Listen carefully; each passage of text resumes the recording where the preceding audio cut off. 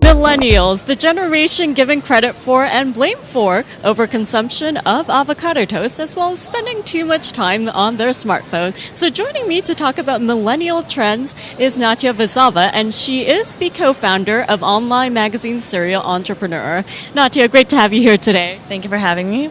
Well, we know that there's so many myths that are surrounding millennials, including their consumption of smartphones as well as avocado toast. But what's really going on, and who are millennials? So millennials are the Generation Y, which range from ages of 17 to 34. We are the largest generation today with over 92 million in population. We bypassed baby boomers and Generation X.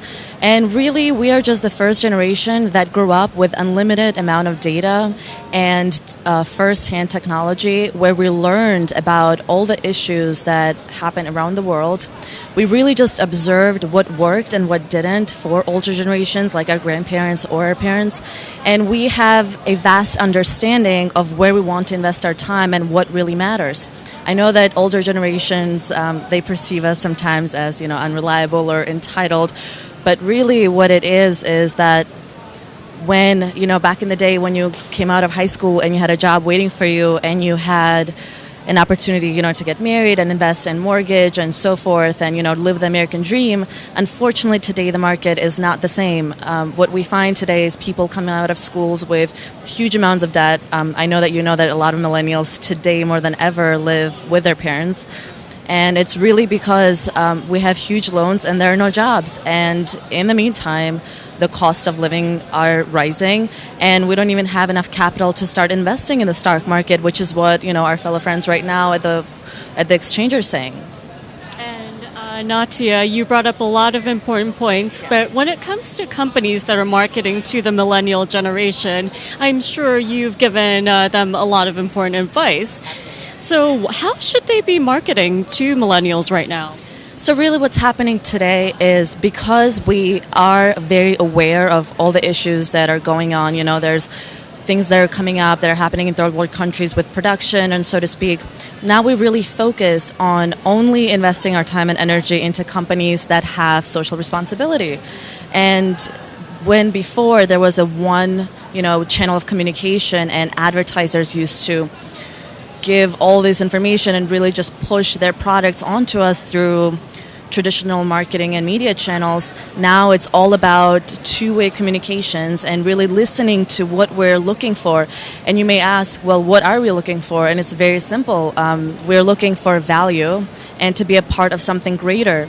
A lot of people today say that we jump from one job to another and, we want beanbags and so forth or avocado toast and we're very healthy. But really it's just us finding a company that works best for creating a change that we're aware that needs to happen, because now we're inherited the world that has a lot of issues that ultimately we need to fix.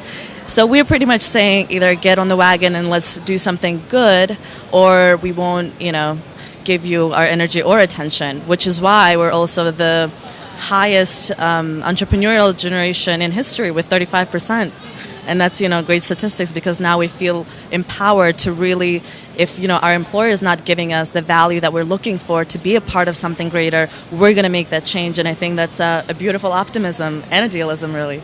And last but not least, Natia, I do want to ask you about social media. Now, how important is that when it comes to getting the eyeballs of the millennial generation?